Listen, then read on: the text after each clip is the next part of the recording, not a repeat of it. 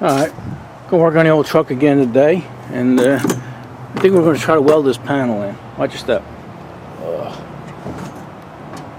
I'm surprised I haven't fallen out of this thing yet, but alright, what we're gonna do is I got this plate made, been made up for a while, and I'm gonna try to fit it in there, in that hole, and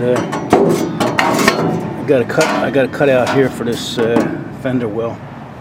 So what I'm going to do is I'll show you how I'm going to do it, and I'm going to mount you. I got a magnetic swivel here, and I'm going to mount you right over here. All right.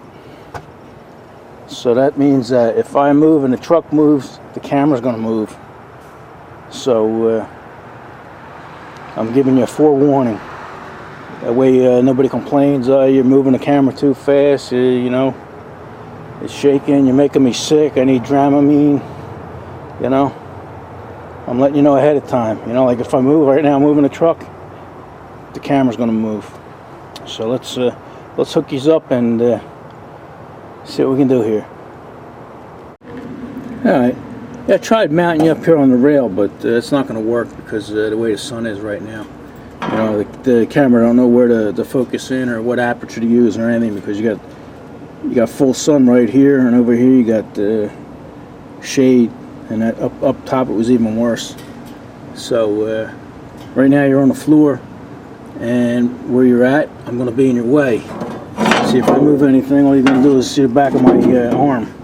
You know, you're not going to see nothing.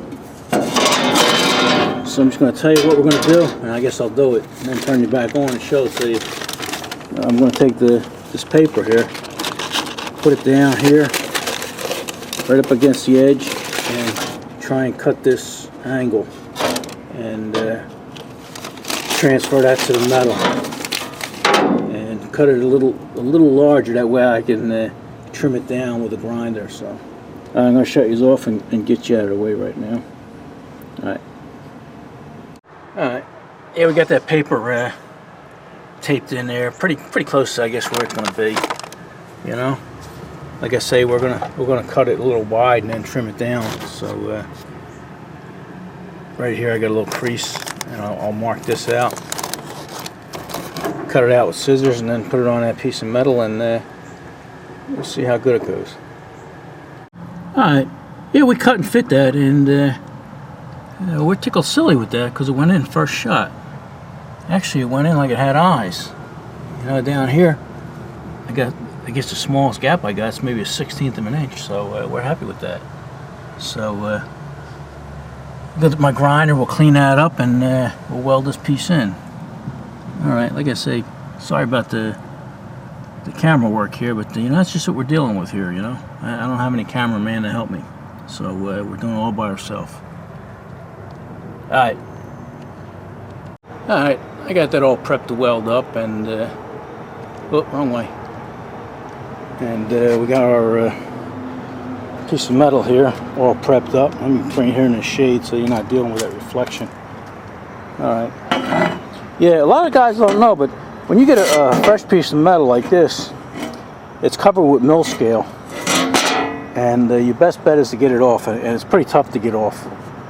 And I use this disc here. It's grinding disc. We'll see what it is. They're pretty pricey, but they really work good. A Walter Flex Cut, and this one here is a 15L453. They're not paying me to say this, but this is just to help you guys out. And that cuts through to most stuff. You know, a regular sanding disc won't do it. It'll just glide across the top. So that gets the mill scale off, and then I use this 36 grit and ceramic resin discs, and that's your number on there, Black Hawk. Yeah, all these things are pretty expensive. I would say that each one of these discs has got to be $1.50, and these here, they might even be $5 a piece or more. I don't know. But if I can find a link, I'll give you guys a link to them. But you know, that's what you got to use. So we're all prepped up here, and this way, you know, I did it before I welded it on there because it makes it easier, you know, and then all your putty will stick to it and everything else. Fiberglass, whatever you put to it will stick to it. Alright, let's get up there and do some welding. Alright, yeah, we got that tacked in place, and we're happy with it, so we're gonna it's gonna be a lap weld too. I'm not gonna butt weld this, you know, because it's gonna be filled with fiberglass, and any body work done here is gonna come right to the top anyway, so it's better for all involved. Plus you can get to the back and seal it and do whatever you want there, so I see no problem, and it just makes life a lot easier right now. So yeah, this is all going to be welded 100%, and the bottom I'm just going to tack where it or weld maybe every other inch or so, only because, you know, you got gaps. I could fill in gaps and hit that down, but you're better off because, you know, you have drainage and stuff. Don't forget there's going to be a wooden floor on here, 1 inch thick, so you're not going to see any of this, and you know, the gaps under there help it drain. I'm going to have to drill holes in here anyway because this, what steel is left, I want to be able to drain it. So alright, let me finish this welding this up, and then maybe we can grind this all down and fiberglass it today. Alright, yeah, we're happy with that.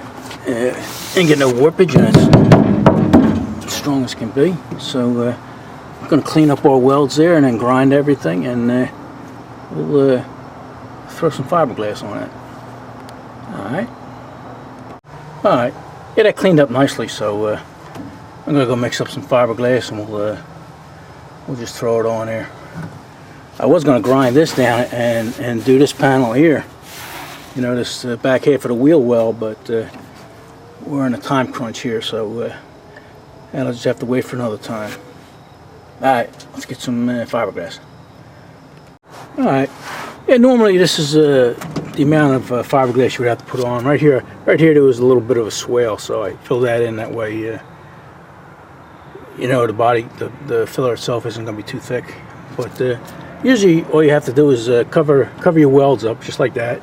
You know, I had the welds in the corner here, and I'm also using it for seam sealer here, in between the fender and the wall. But I'm going to put another real thin coat on there just to protect that, because to keep it from rusting. I don't know when I'm going to get to it. I may get to it tomorrow. I may get to it a week from now. But that'll just protect all that metal from getting rusty. You know, even just something as simple as overnight will rust that up, because, you know, you'll have a dew setting in here overnight and it would flash it up. So I'm just going to mix up and put a real thin coat on there, and then when I go to put the body putty on, I could just sand it real light, and it'll have something to stick to. Alright, let me do that, and then we'll call it a day. Alright, yeah, we slopped that up, and as you can see, it's just about transparent. Like I say, it's just to keep that metal protected so I don't have to grind it down again. So I guess tomorrow we'll tackle this side here. This one should be a little easier, because that's all fit, ready to go in. It just has to be welded in place. I have to go in the backyard and see if I can find a little piece of steel. Even though I don't have to, like I said, the floor is going to be wood, and I really don't have to fill that in, but you know, why not? Alright, see you guys tomorrow. Thanks for watching and commenting. I appreciate it. Alright, another day here at the Road King Ranch, and about 9 o'clock in the morning, and we've got a little bit of dew. Ooh, a little bit of dew on everything. It's about 50 degrees out. Let's see what we're going to do today. Come on up. Watch your step here. Oh, be careful, it's slippery, it's wet. Alright, what we're going to do is we're going to go in the back and try and find a hunk of steel to go right here. This looks like it's a little less than a 1/4 inch. Not much though. I'm going to call it a 1/4 inch. So we'll just find a little piece and weld it in there. Not that we need it, but you know, since the whole floor is cut out, I don't know how rigid this thing is. It should be fine, but you know, it ain't gonna hurt to put a piece in. All right, so let's go see if we can find a piece of that. No, then we'll weld this piece in up here. All right, first before we do all that, maybe I'll blow this thing down, get some of the moisture off here. Alright, maybe I'll even wipe it down so we don't get electrocuted. Alright, I made a template of our hole up there and marked it out with our, let's see here. A lot of you guys always asking what stuff I use and everything. This here is a Markle silver streak pen. Yeah, it's good for marking. Look at on steel and stuff, you know. Instead of a Sharpie or something like that. This is actually designed for marking on steel, even though this is a rusted piece, and you know, it shows up nice. I don't know how well you can see on the camera because of the different shades of or the shade in the sun, but it's good stuff. I always leave links in the description for you guys because everybody keeps asking me what I'm using and where'd you get that and everything. So all right, let's cut this and we'll fit it in place. All right. Got that little plate in there. It was fun putting that in. I can't remember the last time I welded something without having to worry about overheating it or blowing through it or warping it. I was able to crank the welder up and zip right through there. Run a bead. The first time I ran a bead in years.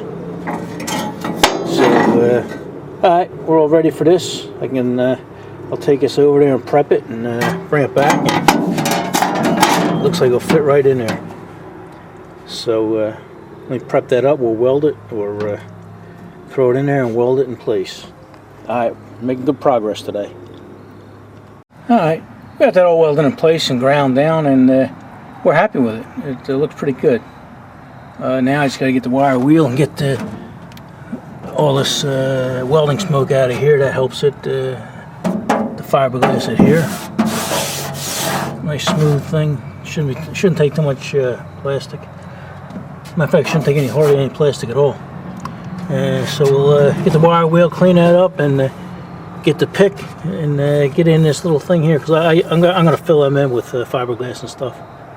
All right, we're making good progress. Good progress today.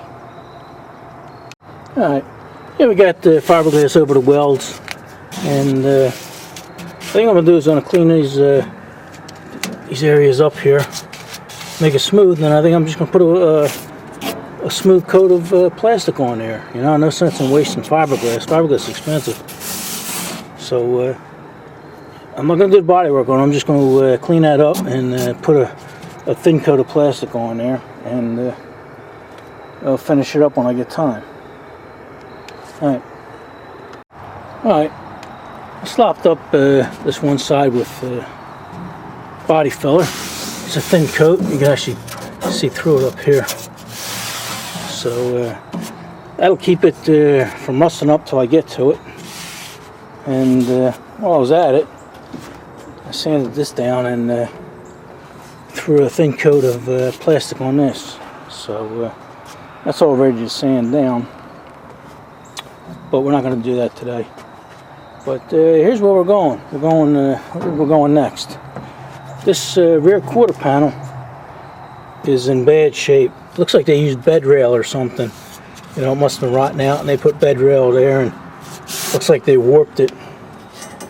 Here's a straight edge here, and you can see the whatever that angle iron was bent right here, and I think they just welded to it. I don't know. It's pretty bad, but it's about 3/4 of an inch, and like I say, you got a belly coming out here. So here's the game plan for back here. You know, I probably could just fill that and fill that swale in with fiberglass and stuff and do that, but what I'm going to do is I have 2-inch angle iron here. It looks like it's about a 1/16, and I'm going to cut this I don't know, it looks like maybe 1 1/4 inch bed rail out or something. I'll cut that out and then put a piece of this in there and tuck it in behind this so I can weld flat, and that'll pretty much straighten everything out, and it'll make the body work flush here. And I can get to the back of this, so by welding it to the front I could also grind the back and fill it with fiberglass so it'll be protected and won't rot out. But that's the game plan. I'm not going to do it now. Maybe we'll get into that tomorrow. But that's where we're going. This side is I guess that's about a 2-foot piece, and this is about 20 inches. But I do have plenty of this stuff in stock. This looks like about a 10-foot piece. I don't even know what I have it for, but if I don't know what I have it for, it means I don't need it, right? So we'll cut it and put it on this side.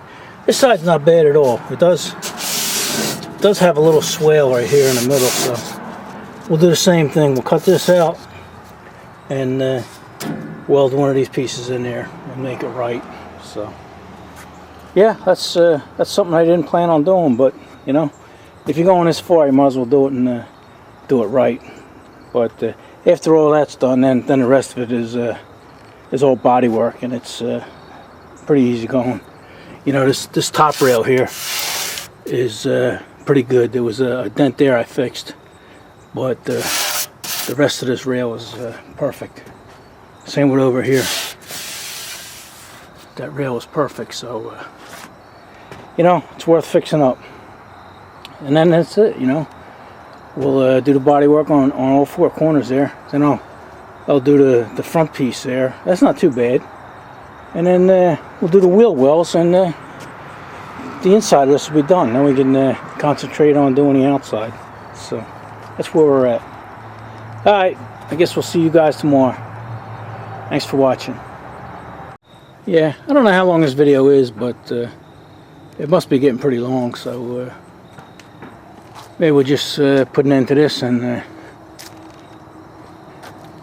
call it a day. What do you guys say? Enough of this? Alright. We'll see you in the next one then.